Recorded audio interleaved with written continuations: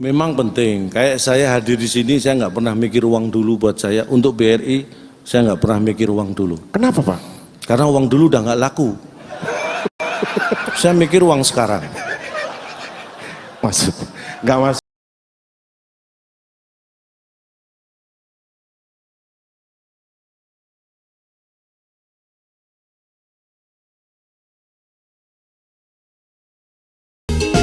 Assalamualaikum warahmatullahi wabarakatuh. Waalaikumsalam warahmatullahi wabarakatuh. Saya mohon izin buka masker. Baik Pak. Ini baru kelihatan. Ya, Ya. tadi ragu-ragu ya. Ya, Cak Lontong itu. Siapa ya? Cak Lontong.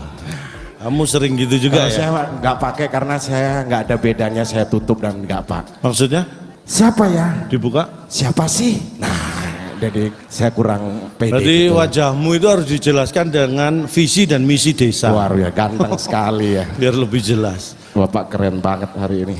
Ini memang sengaja saya mengenakan, biasanya kalau saya hadir di acara seperti ini pakai batik biasanya. Iya, Ya. Karena lebih aman kalau hadir di acara masa pandemi atau pasca pandemi ini pakai batik lebih aman. Karena kalau masuk ruangan pakai batuk malah disuruh swab. Mending pakai batik. Tapi hari ini enggak? Beda. Kali ini saya pakai jas, ini juga rancangan, Anda tahu? Khusus untuk hari ini? Khusus untuk malam hari ini. Ini jas ini rancangan siapa? Ini Ivan Gunawan? Oh bukan. Siapa? Biasa kalau. Ini rancangan siapa? Ini rancangan anggaran desa yang sudah setujui. Saya kenakan malam hari ini. Keren sekali. Silakan Pak. Sekali lagi terima kasih. Penting sekali kesehatan, kita tetap patuh protokol kesehatan. Jadi apalah artinya uang kalau kita tidak pegang. Iya. Itu artinya kesehatan yang utama. Iya. Seperti tadi disampaikan bahwa Wakil Direktur Utama BRI, beliau ini sudah sangat akrab dengan saya. Oh, terakhir ketemu kapan? Terakhir saya ketemu beliau itu pas Bapak terakhir ketemu saya itu Pak Catur ya. Itu terakhir ya? Iya. Pas itu. Pas itu. Bapak ini dia banyak kepala desa nih. Bapak dulu juga kalau nggak salah. Ya saya perkenalkan diri. Ya. Saya juga dari desa. Desa ya? Dari desa. Bapak dari desa mana? Desaku yang kucinta. Oh. Pujaan hatiku. Ya. Tempat ayah dan bunda dan handai tolanku. Oh ya ya bongkar. Kayak lagu. Tapi pernah punya cita-cita dulu Pak? Cita-cita saya kalau seperti melihat tadi finalis-finalis, saya jadi ingat cita-cita saya itu sebenarnya pengen jadi kepala desa seperti bapak saya. Weh, dulu bapaknya kepala desa? Enggak, bapak saya juga pengen. Oh. Ya. Bapak saya juga pengen jadi kepala desa. Pak, kalau urusan itu sih bapak saya juga pengen. Loh, jangan-jangan kamu adikku? Gimana sih Bapak? Oh, bapaknya sama-sama pengen kepala desa. Bukan itu maksudnya. Udah gini aja Pak. Bapak jangan sampai kalah dengan para kepala desa yang sudah melakukan presentasi. Siap. Ya. Bapak harus melakukan presentasi juga di depan kepala-kepala desa. Di desa Bapak sendiri mengenai pertumbuhan ekonomi, penggalaan ekonomi kreatif gimana Pak? Ya, warga saya itu sangat kreatif. Kita membudidayakan yang namanya BUMDes itu BUMDes kita aktifkan. Ya. Jadi UMKM itu menjadi perhatian yang utama di desa kami. Ya. Jadi kita mau usaha mikro, kecil dan menengah. Weh. Tapi kita bikin usaha mikro, kecil itu maju, bukan menengah. Karena kalau menengah takut ketabrak. Jadi mending maju. Kalau menengah kan rawan ketabrak ya. Jadi itulah mikro. Wujudnya apa? Wujudnya yang jelas seperti saya terapkan. Saya itu sebagai kepala desa, saya wajibkan istri saya dan istri saya juga punya inisiatif belanja sudah tidak lagi ke minimarket, supermarket, tapi ke UMKM, warung-warung tetangga. Boleh tepuk tangan buat istri saya. Itu yang luar biasa. Kenapa mungkin? Karena pengalamannya, jadi dengan uang yang sama, kalau belanja di warung UMKM tetangga itu dapat lebih banyak barang daripada di minimarket dan supermarket. Karena lebih murah ya? Bukan. Karena apa? Karena di minimarket dan supermarket sudah dipasang CCTV. Di warung-warung tetangga belum ada, jadi dapat barangnya lebih banyak istri saya. Bagus sekali usaha Bapak ya. Tapi bagaimana menggalakkan dengan persaingan Pak? UMKM ini buka ini buka ini buka ini. Saya selalu menerapkan pada warga saya yang berwirausaha untuk tidak takut bersaing. Yang penting bersaing dengan sehat. Walaupun buka usaha yang sama, misalnya toko sembako gitu, Iya. jangan takut saingan selama kita punya strategi yang pas. Pernah buka toko sembako? Saya pernah buka toko sembako, jadi pernah usaha kecil-kecilan, tapi hanya bertahan 2 bulan karena kalah kecil dengan yang lain. Iya. Usaha kecil-kecilan, jadi yang menang yang paling kecil. Cepet-cepetan yang paling cepet yang menang, Pak. Kalau usaha kecil-kecilan yang paling kecil. Punya saya, aduh kalah kecil, saya tutup. Tapi sukses dulu toko sembakonya ya. Alhamdulillah sebuah sembako sukses karena strategi. Karena dalam usaha itu yang penting adalah timing. Iya. Jadi saya punya tips untuk yang usaha di toko di kampung saya.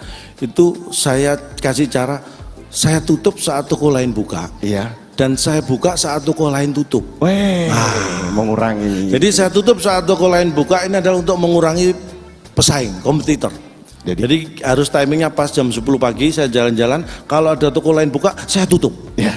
Toko lain buka saya tutup. Jadi karena toko yang buka saya tutup, jadi pesaing saya berkurang. Hanya toko saya yang buka. Yang tadi itu Pak. Kalau yang saya buka saat toko lain tutup, itu timingnya juga harus pas, kira-kira jam 1 malam. Iya. Saya jalan-jalan kok ada toko lain tutup, saya buka, pakai linggis kunci T gitu ya. Itu meningkatkan penghasilan. Kadang saya dapat TV, dapat kulkas itu. Jadi usaha itu. Dan saya membuat warga saya juga melek terhadap teknologi digital. Ya. Digital, Pak. Makanya Penting. di titik-titik tertentu itu kita memasang wifi. Di kampung saya. Jadi wifi itu wow, kecepatannya luar biasa wifi di kampung saya. Wifi? Silakan dicoba kalau nanti Bapak Ibu mampir di kampung saya, wifi-nya kenceng banget. Begitu login langsung log out. Login langsung. Itu saking cepatnya. Warga saya puas sekali dengan luar biasa. Luar biasa. Inovasi yang salah. Untuk keamanan Pak, keamanan? Untuk keamanan tentu ya di pintu gerbang masuk desa itu saya memasang CCTV, kamera. Iya. Ada 2 kamera, kamera ini ngawasi kamera ini ngawasi kamera ini. Jadi sudah 6 tahun lebih kameranya nggak hilang. Ini luar biasa. Mobil warga 5 kali hilang. Tapi kamera tetap. Tapi itu wujud digitalisasi di tempat Bapak ya? Tentunya. Benar. Dan apa yang Bapak rasakan sebagai warga desa keunggulan daripada warga kota itu Pak? Kalau bedanya ya, warga saya itu tetap saya tanamkan yang namanya sifat-sifat atau karakter desa yang luar biasa, yaitu gotong royong, suka menolong, toleransi. Iya. Jadi saya tanamkan, saya itu selalu menolong orang lain tanpa pandang bulu. Siapapun orang lain saya tolong, nggak pakai tanya macam-macam. Istri kemarin jatuh nggak ditolong? Oh, istri kan bukan orang lain.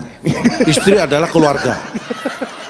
Berarti selama ini Anda menganggap istri itu orang lain. Wah, salah ini. Kenapa istri tidak saya tolong? Karena istri bukan orang lain buat saya. Itu adalah bagian keluarga. Yang saya tolong adalah orang lain. Nah, itu. Luar biasa. Tepuk tangan buat saya. Apanya Pak?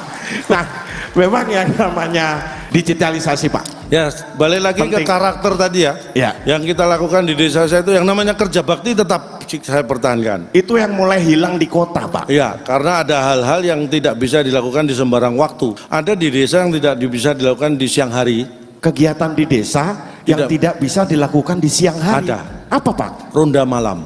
Oh iya. Itu tidak bisa dilakukan siang hari. Makanya tetap saya adakan malam hari. Namanya juga ronda malam. Dan setiap minggu kita adakan kerja bakti, bersihin kali ya kan, di kampung saya itu ada kali, kita rutin bersihin kali. Dan setelah sebulan berturut-turut setiap minggu kita bersihkan, alhamdulillah sekarang kalinya sudah hilang. Kita bersihin kali kok kalinya hilang. Tuh, bersihin sampah yang dibuang, sampahnya. Nah, bersihin kotoran yang dibuang, kotorannya. Nah, ini bersihin kalinya kita buang. Jadi alhamdulillah kalinya sudah hilang. Tinggal kurang, bagi dan tambah. Karena kali sudah hilang ya.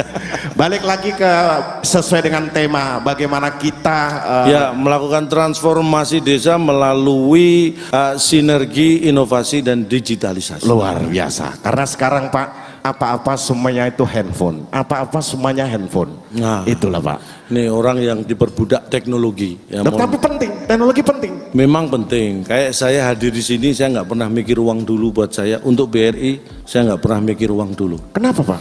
Karena uang dulu udah nggak laku. Saya mikir uang sekarang. Maksud? Nggak masuk. Pak saya ini tadi sudah mau serius loh Pak. Bapak bercanda.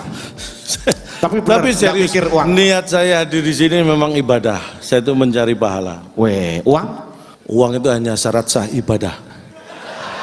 Jadi ibaratnya ibadah itu sholat, uang itu wudunya. Tanpa wudu, sholatnya nggak sah. Hanya itu. Bisa aja Bapak ya. Saking nganggurnya. Nggak mengenai bener tadi digital. Ya, digital. Digital.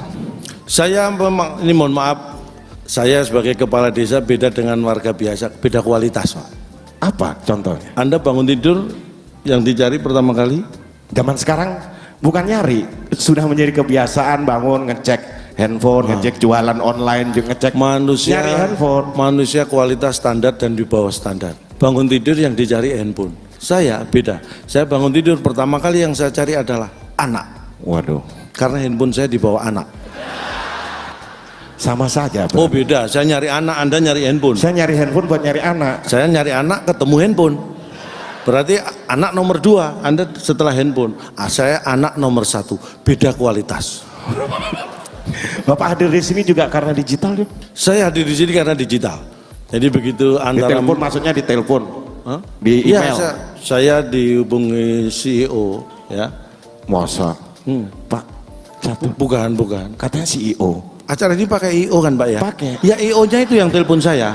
CEO, event organizer.